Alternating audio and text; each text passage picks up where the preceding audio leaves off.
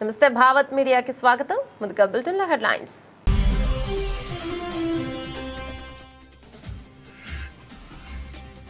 మోదీకి Trump birthday wishes. Thank you my friend అంటూ ప్రధాని రిప్లై.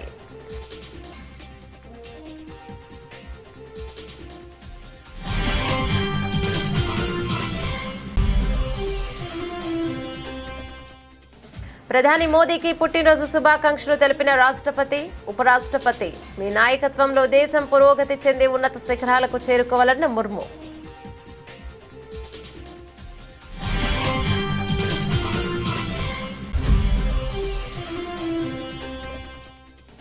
సికింద్రాబాద్ లో పరేడ్ గ్రౌండ్స్ లో కేంద్రం ఆధ్వర్యంలో ఘనంగా తెలంగాణ విమోచన దినోత్సవం. ముఖ్య అతిథిగా హాజరై జాతీయ జెండాను ఆవిష్కరించిన కేంద్ర మంత్రి రాజ్నాథ్ సింగ్.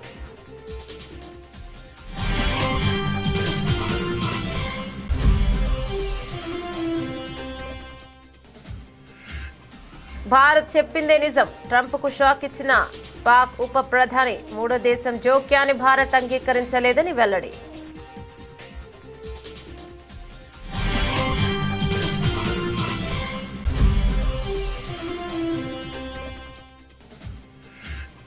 పబ్లిక్ గార్డెన్స్ లో జరిగిన ప్రజాపాలన దినోత్సవంలో పాల్గొన్న సీఎం రేవంత్ రెడ్డి. తెలంగాణ సాయుధ పోరాటంలో మహిళల పాత్ర అపూర్వమన్న సీఎం.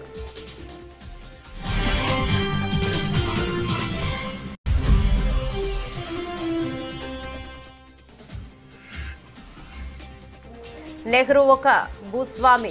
ఆయన వల్లే దేశం వెనుకబడింది. చంద్రబాబు సంచలన వ్యాఖ్యలు.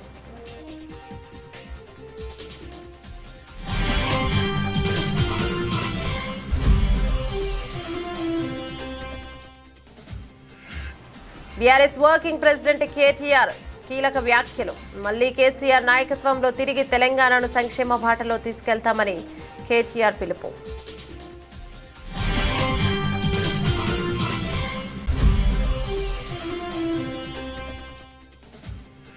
వైఎస్ఆర్ కాంగ్రెస్ పార్టీ కేంద్ర కార్యాలయంలో ఘనంగా విశ్వకర్మ జయంతి కార్యక్రమం. భగవాన్ విశ్వకర్మ, గాయత్రి మాతలకు వైసీపీ అధినేత వైఎస్ జగన్ నివాళులు.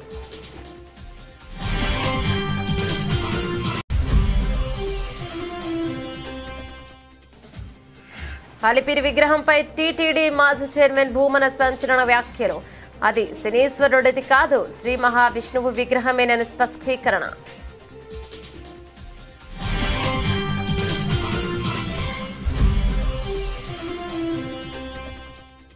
ఆలయ నిధులు ప్రభుత్వ సొత్తు కాదు. మద్రాస్ హైకోర్టు తీర్పును సమర్థించిన సర్వోన్నత న్యాయస్థానం. భక్తుల విరాళాలు ఆలయ అభివృద్ధికి మాత్రమేనని స్పష్టీకరణ.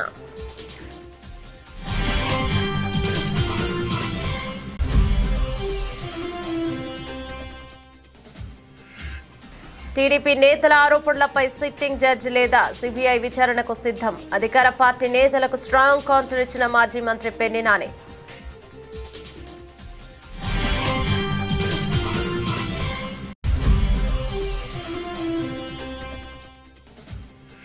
సెన్సెక్స్, నిఫ్టీ కొత్త రికార్డులు. స్టాక్ మార్కెట్ చరిత్రలో మరో రికార్డు. సత్తా చాటిన కుషారే హై జంప్ లో 6వ స్థానం.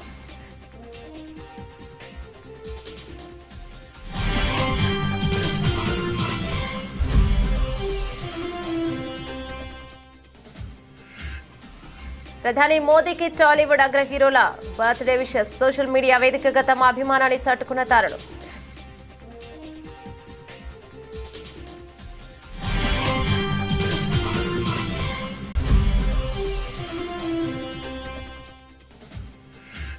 విజయవాడలో మిరాయి చిత్రం బ్లాక్ బస్టర్ సెలబ్రేషన్స్ ఈవెంట్ అభినందనీయమన్న రాష్ట్ర పర్యాటక సినిమాటోగ్రఫీ మంత్రి కందుల దుర్గేష్.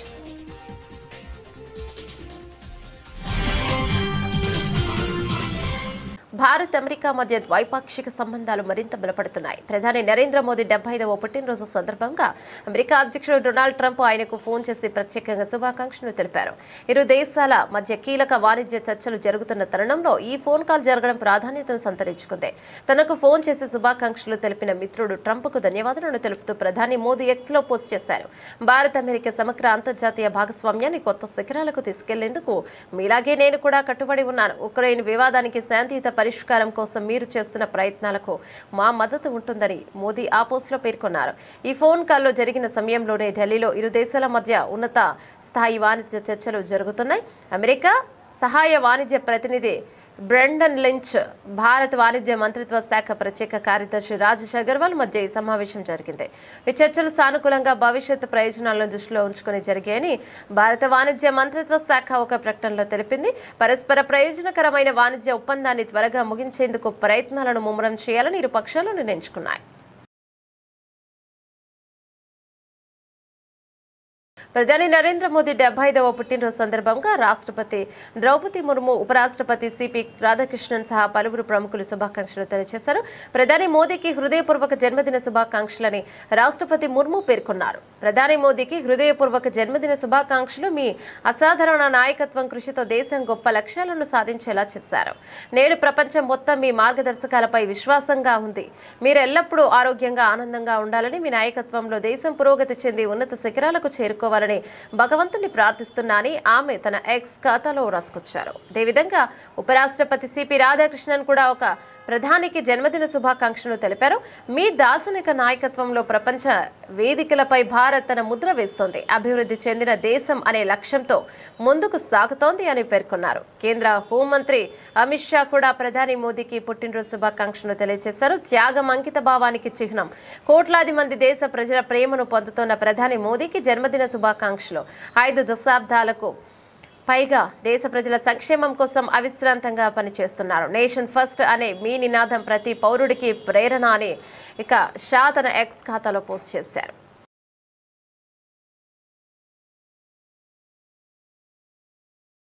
కేంద్రం ఆధ్వర్యంలో తెలంగాణ విమోచన దినోత్సవాన్ని సికింద్రాబాద్లోని పరేడ్ గ్రౌండ్స్ లో ఘనంగా నిర్వహించారు. ఈ కార్యక్రమంలో కేంద్ర రక్షణ మంత్రి రాజ్నాథ్ సింగ్ ముఖ్య అతిథిగా హాజరయ్యారు. ముందుగా సైనిక అమరవీరుల స్తూపానికి రాజ్నాథ్ సింగ్ నివాళులర్పించారు. అనంతరం జాతీయ జెండాను ఆవిష్కరించారు. ఆపై సర్దార్ వల్లభాయ్ పటేల్ కు కేంద్ర మంత్రి నివాళులర్పించారు. ఆ తర్వాత కేంద్ర బలగాల గౌరవ వందనాన్ని స్వీకరించారు. రాజ్నాథ్ ఈ కార్యక్రమంలో కేంద్ర మంత్రులు కిషన్ రెడ్డి, గజేంద్ర సింగ్ షేకావత్, బండి సంజయ్ కుమార్, రాష్ట్ర బీజేపీ అధ్యక్షుడు ఎన్ రామచంద్ర పాల్గొన్నారు. మనందరికీ తెలుసు, దేశానికి స్వాతంత్ర్యం 15 ఆగస్టు 1947 లో వస్తే 399 రోజుల తర్వాత తెలంగాణ రాష్ట్రానికి స్వాతంత్ర్యం వచ్చిన విషయం మనందరికి తెలిసిన విషయమే. జలియన్ వాలాబాగ్ ఘటనను ప్రపంచ వ్యాప్తంగా చూపెట్టిన చరిత్రకారులు ఇవాళ తెలంగాణ రాష్ట్రంలో అనేక జలియన్ వాలాబాగులు ఇలా గుండ్రాంరాపల్లి గాని, వీర బైరాన్పల్లి గాని, 1000 ఊడల మరి గాని, పర్కార్ సంఘటన గాని ఇట్లా తెలంగాణ రాష్ట్రంలో ప్రతి గ్రామంలో.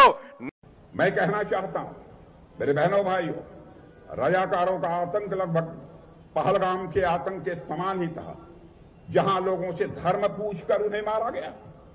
पहलगाम में हुआ आतंकी हमला भी रजाकारों की तरह भारत के सामाजिक सौहार्द पर एक करारा प्रहार था मेरे बहनों भाइयों।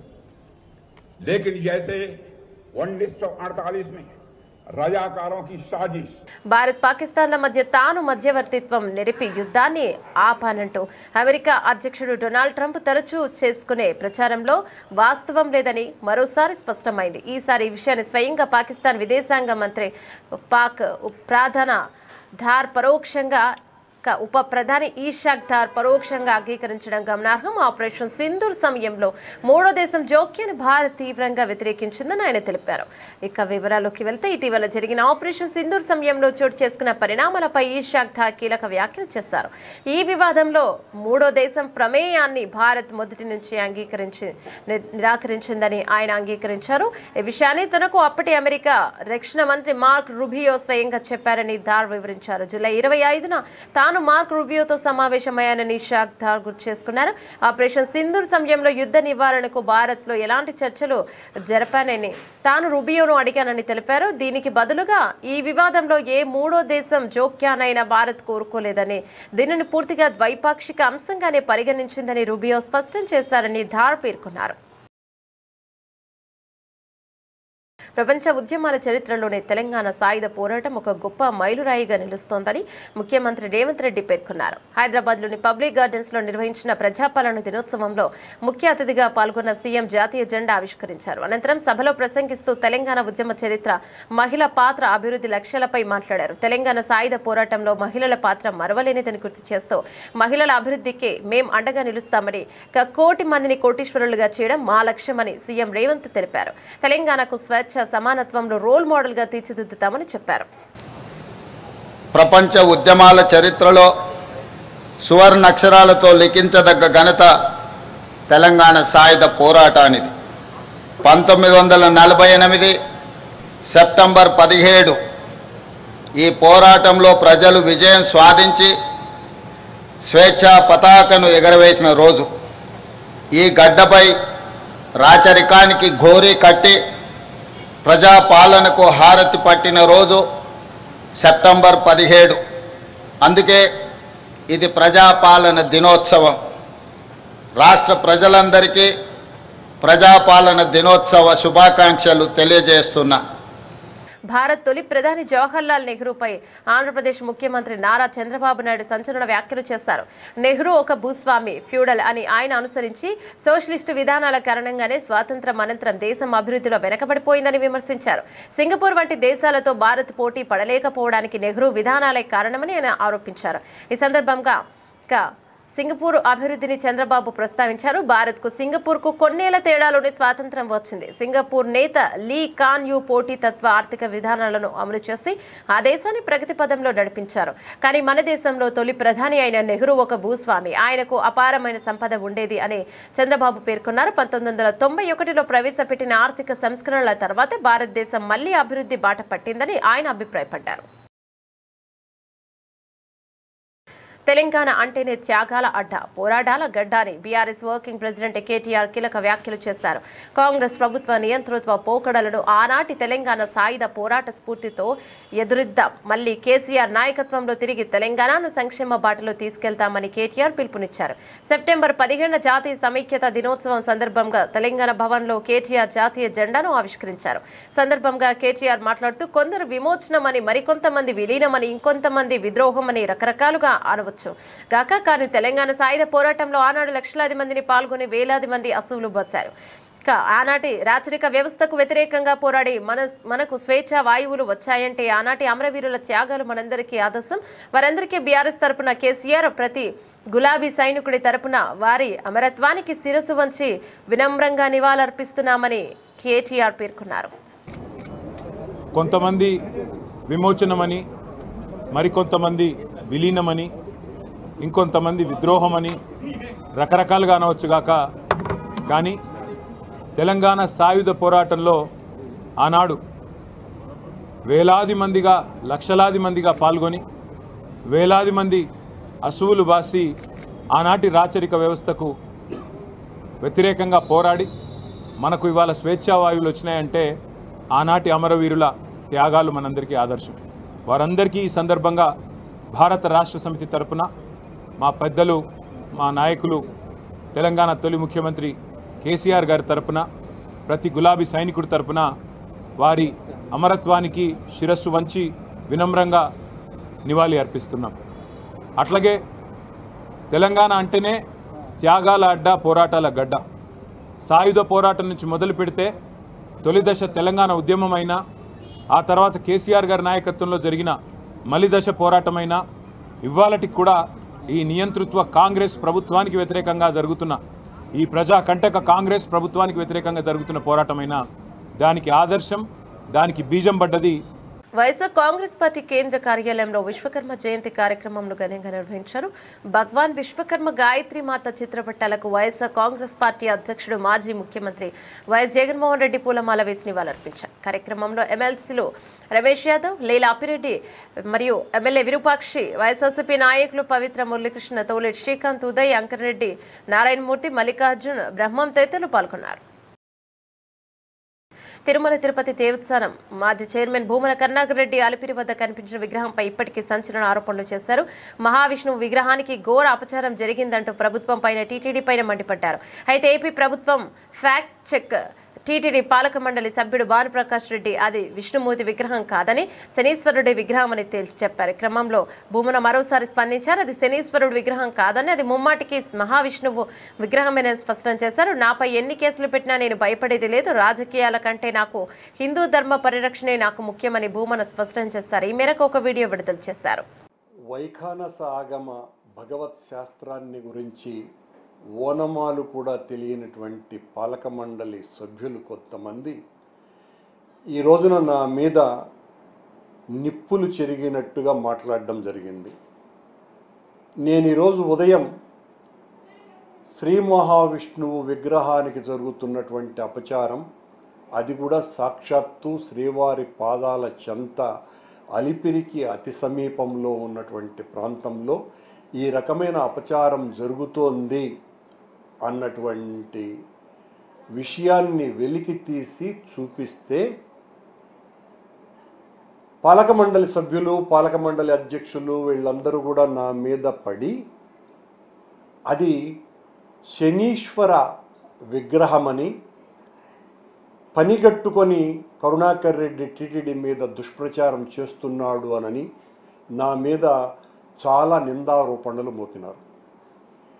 ఏ శాస్త్రం వీళ్లకు చెప్పిందో శంకు చక్రాలు ధరించినటువంటి విగ్రహం శని విగ్రహం ఎలా అవుతుందో ఈ ఋష్య పుంగవులకే తెలియాలి, లేదా ఈ ఆధునిక వేద భాష్యకారులకే తెలియాలి. శని విగ్రహం ఎలా ఉంటుంది అని చాలా స్పష్టంగా ఆగమంలో ఇలా ఇది శని విగ్రహం. ఇందులో శనికి ఒక విల్లు, ఓ బాణము, ఓ త్రిశూలము, ఇది ఎక్కడైనా కూడా శని విగ్రహం ఉండేటువంటి జనరల్గా ఉండేటువంటి విగ్రహం. ఆలయాలకు భక్తులు సమర్పించే విరాళాలు కళ్యాణ మండపాలు నిర్మించడం కోసం కాదని సుప్రీంకోర్టు తేల్చి చెప్పింది. దేవాలయ నిధులను ప్రభుత్వ నిధులుగా భావించి ఇష్టానుసారం ఖర్చు చేయడానికి వీల్లేదని స్పష్టం చేసింది. విషయంలో తమిళనాడు ప్రభుత్వానికి గట్టి షాక్ ఇస్తూ మద్రాస్ హైకోర్టు ఇచ్చిన తీర్పును మంగళవారం సమర్థించింది. ఇక వివరాల్లోకి వెళ్తే తమిళనాడులోని 5 ప్రముఖ ఆలయాల నిధులను ఉపయోగించి రాష్ట్రంలోని పలు ప్రాంతాల్లో కళ్యాణ మండపాలు నిర్మించాలని అక్కడి ప్రభుత్వం నిర్ణయించింది. ఈ మేరకు ప్రత్యేక ఉత్తర్వులు కూడా జారీ చేసింది. ప్రభుత్వ నిర్ణయాన్ని సవాలు చేస్తూ దాఖలైన పిటిషన్పై విచారణ జరిపిన మద్రాస్ హైకోర్టు మదురై ధర్మాసనం గత నెల 19న ఉత్తర్వులను కొట్టివేసింది. కళ్యాణ మండపాలు నిర్మించి వాటిని పెళ్లిళ్ల కోసం అద్దెకు ఇవ్వడం అనేది మతపరమైన కార్యక్రమం కిందకు రాదని హైకోర్టు తన తీర్పులో స్పష్టంగా పేర్కొంది. హైకోర్టు తీర్పును సవాలు చేస్తూ తమిళనాడు ప్రభుత్వం సుప్రీంకోర్టును ఆశ్రయించింది. ఈ పిటిషన్లపై విచారణ సందర్భంగా సర్వోన్నత న్యాయస్థానం కీలక వ్యాఖ్యలు చేసింది. భక్తులు తమ డబ్బును కళ్యాణ మండపాల నిర్మాణం కోసం ఆలయాలకు ఇవ్వరు, ఆలయాలను అభివృద్ధి చేయాలనే సదుద్దేశంతోనే విరాళాలు ఇస్తారు అని ధర్మాసనం అభిప్రాయపడింది. ఆలయ నిధులను విద్య, వైద్య సంస్థల ఏర్పాటు వంటి ఇతర సేవా ధార్మిక కార్యక్రమాలకు వినియోగించాలని సూచించింది. అంతేకాని వాణిజ్యపరమైన నిర్మాణాలకు వాడటం సరికాదని హితవు పలికింది. వ్యాఖ్యలతో హైకోర్టు తీర్పును సమర్థిస్తూ ప్రభుత్వ పిటిషన్ను కొట్టివేసింది. దీంతో ఆలయ నిధుల వినియోగంపై ప్రభుత్వాల అధికారులకు పరిమితులు ఉంటాయని మరొకసారి స్పష్టమైంది. తాను దేవుడి భూములు కొట్టేశానంటూ తెలుగుదేశం పార్టీ నేతలు చేస్తున్న ఆరోపణలపై వైఎస్ఆర్సీపీ కృష్ణా జిల్లా అధ్యక్షుడు మాజీ మంత్రి పెద్ది నాని ఖండించారు. మచిలీపట్నంలో మీడియాతో మాట్లాడుతూ గొల్లపూడి దేవుడి భూముల అధికార పార్టీ నేతల అవినీతి భాగోతాన్ని బయటపెట్టానన్న దుగ్గుతో తనపై ఆరోపణలు చేస్తున్నారని ఆయన చెప్పారు. తనపై వచ్చిన ఆరోపణల మీద సిట్టింగ్ జడ్జి లేదా సిబిఐ విచారణకు తాను సిద్ధమని సవాల్ను విసిరారు. రాష్ట్రంలో డీజిల్ మాఫియా సహా అక్రమాలకు మంత్రి కొల్లు రవీంద్ర కేంద్ర బిందువని ఆయన చెప్పారు. అక్రమాలను ఆధారాలతో సహా మీడియాకు వివరించారు. 2006 ఆక్షను, 2011లో సేల్ కన్ఫర్మేషను, 2011లో రిజిస్ట్రేషన్ అయింది, 2022లో 1000 గజాలు మేము కొనుక్కున్నామంట. అంటే 1000 గజాలు కొనుక్కోవడం కూడా దొబ్బేసేయంటే అనమాట. సేల్ యాక్షన్ ఎప్పుడు అంటే నేను 2006లో ఉన్నప్పుడు మొదటిసారి ఎమ్మెల్యేని, సేల్ కన్ఫర్మేషన్ 2సారి ఎమ్మెల్యే అయినప్పుడు, 3ఓసారి ఎమ్మెల్యే అయినప్పుడు నేను కొనుక్కున్నానంటారు. అంటే నిజంగా నేనే దేవుడు ఆస్తి దొబ్బేసి ఉంటే తెల్లారేపుడి కన్ఫర్మేషన్ వచ్చి రిజిస్ట్రేషన్ చేసేసుకున్నా. సరే, లింగం ఆనంద్ నా బినామీ అని చెప్పి ఘనమైన గోపీచంద్ గారు మంచి మాటలు చెప్తున్నాడు. లింగం ఆనంద్ గారే నాకు బినామీ అయితే ఎలక్షన్ గెలవంగానే మొన్న అంటే కుల రవీంద్ర కూడా బెనామీనా లింగమానంద్? అంతేగా గోపీచంద్ గారి భాష బట్టి. లింగమానంద్ వాళ్ళ అమ్మగారు శిలార్ దాదా గారు మున్సిపల్ చైర్మన్ చేసినప్పుడు కాంగ్రెస్ పార్టీ తరఫున కౌన్సిలర్గా పోటీ చేశారు. అంతకు మించి నాకు ఆయనకి ఏమైనా అక్రమ సంబంధం ఉందా? మరి ఇదేంటి? ఇప్పుడు కాదు, 2014లో ఫోటో దొరకలే నాకు.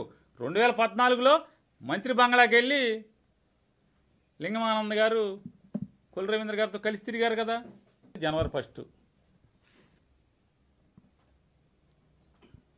1కి ఇదెవరు? కుల రవీంద్ర బినామీగా? అంటే లింగమానంద్ ఎంతమందికి బినామీ ఉంటాడు? కుల రవీంద్రకి బినామీ, నాకు బినామీనా?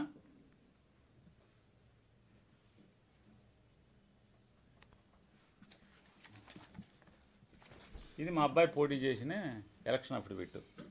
పేర్ని కృష్ణమూర్తి నా కొడుకు పోటీ చేసిన అఫిడవిట్. మా అబ్బాయికి పెళ్లి కాలేదు కాబట్టి మొత్తం నా పేరున్న ఆస్తులు కానీ, మా వ్యాపారాలు కానీ, బ్యాంక్ అకౌంట్లు కానీ, అలాగే నా భార్య పేరు మీద ఉన్నటువంటి ఆస్తులు కానీ, బ్యాంక్ అకౌంట్లు కానీ, లావాదేవీలు కానీ మొత్తం లోన్లతో సహా ప్రతిదీ మేము డిక్లేర్ చేయాలి. ఇది ఎలక్షన్ కమిషన్కి ఇచ్చినటువంటి మన దాంట్లో డిక్లేర్ చేసాం. భారత్ స్టాక్ మార్కెట్ ఈ రోజు నుంచి జోష్లో ఉంది. సెన్సెక్స్, నిఫ్టీ వరుసగా 2 రోజు సరికొత్త రికార్డులకు చేరాయి. September 15 India US trade tax నుంచి వచ్చిన సానుకూల సంకేతాలతో ఇన్వెస్టర్లు మళ్లీ షేర్ల కొనుగోలుతో మునిగిపోయారు. ఈ ఉత్సాహంలో నిఫ్టీ మొదటిసారి జూలై 11 తర్వాత 25,300 మార్కును అధిగమించింది. ఇప్పుడు అందరి దృష్టి US federal reserve policy result పై ఉంది. ఈ రాత్రి వచ్చే ఫెడ్ నిర్ణయంలో 25 బేసిస్ పాయింట్ల రేట్ కట్ ఉంటుందని మార్కెట్ ఆశిస్తోంది. ఈ క్రమంలో ఉదయం 10:30 సమయంలో సెన్సెక్స్ 253.74 పాయింట్లు 0.31% పెరిగి 22,634.43 స్థాయికి చేరుకోగా నిఫ్టీ 83.0.31% పుంజుకొని ఇక 25,322.10కి చేరింది. ప్రస్తుతం మార్కెట్ సెంటిమెంట్ పాజిటివ్ ధోరణిలో ఉంది. ఈ క్రమంలో ఇక 2,298 షేర్లు పాజిటివ్ ట్రెండ్లో ఉండగా 759 షేర్లు కిందకి, 156 షేర్లు స్థిరంగా ఉన్నాయి. మార్కెట్ ట్రెండ్ ఇంకా పాజిటివ్గానే ఉందని నిఫ్టీ 25,100 మరియు సెన్సెక్స్ 82,000 కంటే పైన ఉంటే ఈ జోష్ కొనసాగుతుందని కోటక్ సెక్యూరిటీలో equity research head Srikanth Chauhan అన్నారు. రాబోయే రోజుల్లో నిఫ్టీ 25,400, సెన్సెక్స్ 82,800 లేదా 25,500, 83,100 స్థాయిలకు కూడా చేరొచ్చని కూడా అంచనా వేశారు.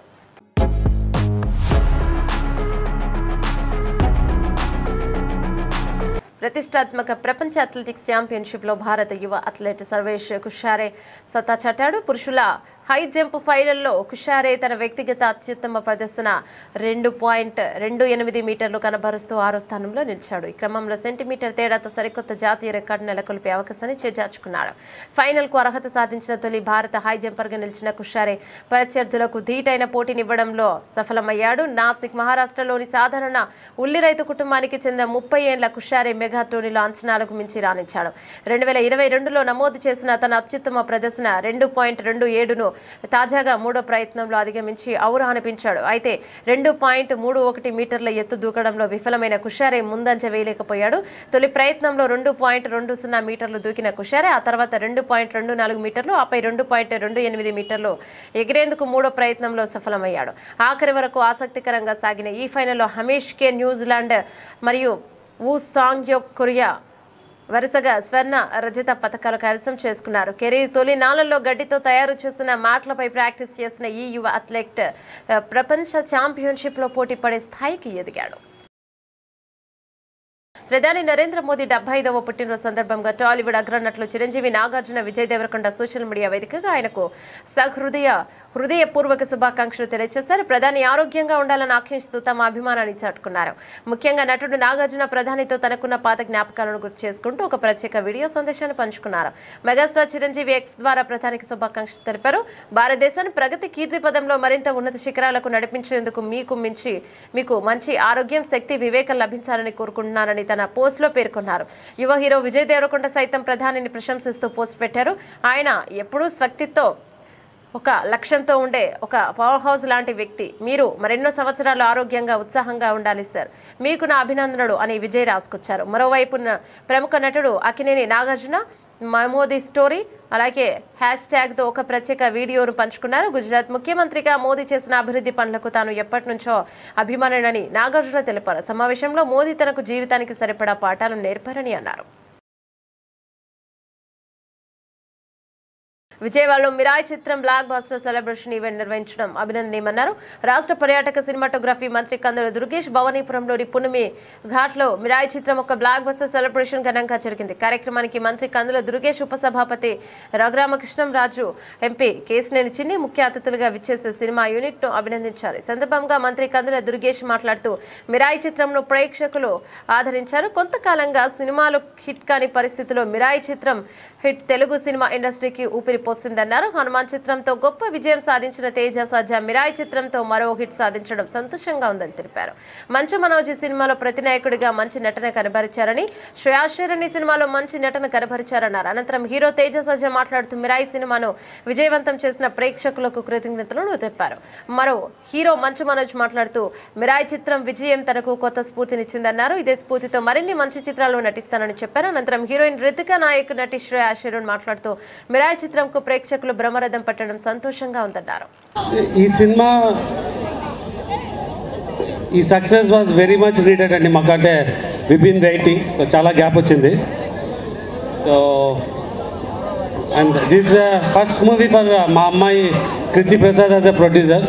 సో అంటే నేను కొన్ని సినిమాలు చేసి కంటిన్యూ చేయొచ్చు, బట్ తను చాలా సినిమాలు చేస్తుంది. సో తనకి ఫస్ట్ మూవీనే సక్సెస్ అవ్వడం ఇట్స్ వెరీ హ్యాపీ. నెక్స్ట్ ఒక ప్రొడక్షన్ ఎలా వర్క్ చేయాలా, ఏ ఫెసిలిటీస్ బిల్డ్ చేసుకోవాలన్న దానిలో గృహ సినిమాలో మేము ఇందాక నుంచి అందరూ మాట్లాడుతున్నప్పుడు ఒక మాట అంటూ ఉన్నారు, వరుసగా సక్సెస్లు పడ్డాయి, కంగ్రాట్స్ తేజ, కంగ్రాట్స్ అని. నేను ఒక విషయం చెప్దాం అనుకుంటున్నాను. ఈ పర్టికులర్ సినిమా, అన్ని సినిమాలు, ఈ సినిమా సక్సెస్ నా ఒక్కడిది కాదండి. ఈ సినిమా సక్సెస్ కార్తిక్ ఘట్టంనేనిది, ఈ సినిమా సక్సెస్ విశ్వప్రసాద్ గారిది, ఈ సినిమా సక్సెస్ మంచు మనోజ్ గారిది, ఈ సినిమా సక్సెస్ శ్రియా గారిది, ఈ సినిమా సక్సెస్ రితికాది. ఇదిగో ఇక్కడ నుంచి ఉన్నారు చూడండి, మిడ్ నైట్ వారియర్స్, ఒక్కరు కూడా నిద్రపోకుండా చేస్తున్న వీలిది. ముందు రోజు బులెటిన్ ముగించే ముందు హెడ్లైన్స్ మరోసారి.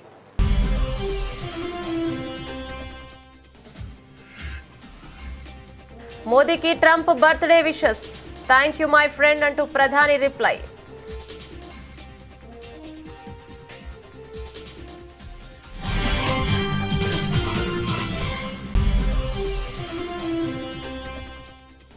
ప్రధాని మోదీకి పుట్టినరోజు శుభాకాంక్షలు తెలిపిన రాష్ట్రపతి, ఉపరాష్ట్రపతి. మీ నాయకత్వంలో దేశం పురోగతి చెంది ఉన్నత శిఖరాలకు చేరుకోవాలన్న ముర్ము.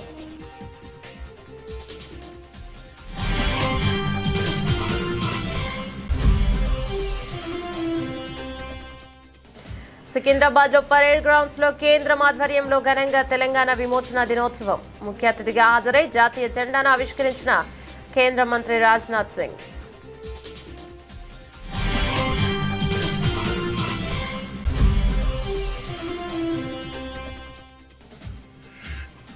భారత్ చెప్పిందే నిజం, ట్రంప్ కు షాక్ ఇచ్చిన పాక్ ఉప ప్రధాని. మూడో దేశం జోక్యాన్ని భారత్ అంగీకరించలేదని వెల్లడి.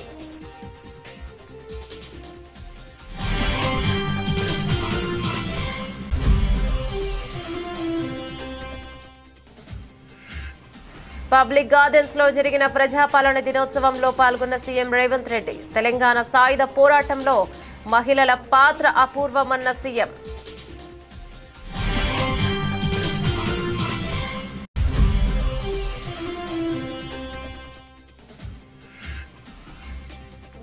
నెహ్రూ ఒక భూస్వామి, ఆయన వల్లే దేశం వెనుకబడింది. చంద్రబాబు సంచలన వ్యాఖ్యలు.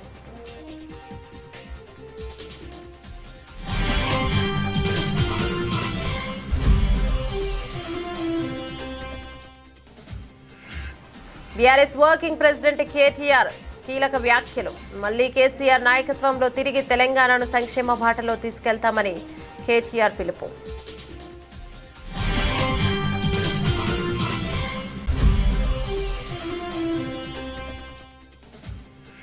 వైఎస్ఆర్ కాంగ్రెస్ పార్టీ కేంద్ర కార్యాలయంలో ఘనంగా విశ్వకర్మ జయంతి కార్యక్రమం. భగవాన్ విశ్వకర్మ, గాయత్రి మాతలకు వైసీపీ అధినేత వైఎస్ జగన్ నివాళులు.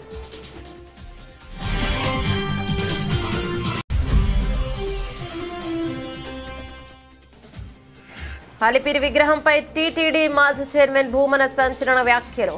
అది శనీశ్వరుడిది కాదు, శ్రీ మహావిష్ణువు విగ్రహమేనని స్పష్టీకరణ.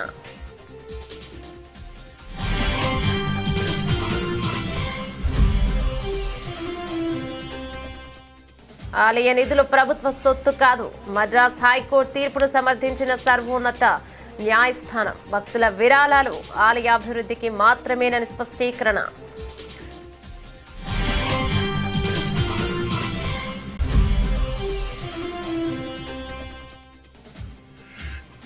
టీడీపీ నేతల ఆరోపణలపై సిట్టింగ్ జడ్జి లేదా సిబిఐ విచారణకు సిద్ధం. అధికార పార్టీ నేతలకు స్ట్రాంగ్ కౌంటర్ ఇచ్చిన మాజీ మంత్రి పెన్ని నాని.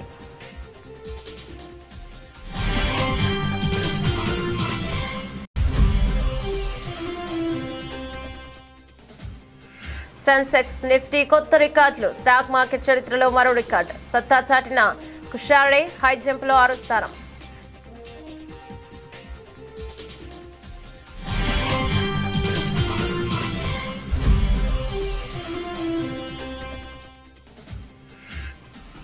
ప్రధాని మోదీకి టాలీవుడ్ అగ్ర హీరోల బర్త్డే విషెస్. సోషల్ మీడియా వేదికగా తమ అభిమానాన్ని చాటుకున్న తారలు.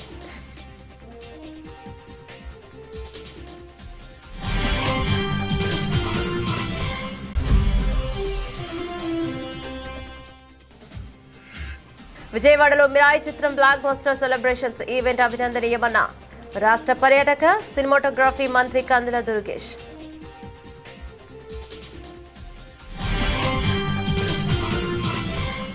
ఇవి బులెటిన్ డీటెయిల్స్. మరో బులెటిన్ మళ్ళీ కలుసుకుందాం. అంతవరకు సెలవు, నమస్తే.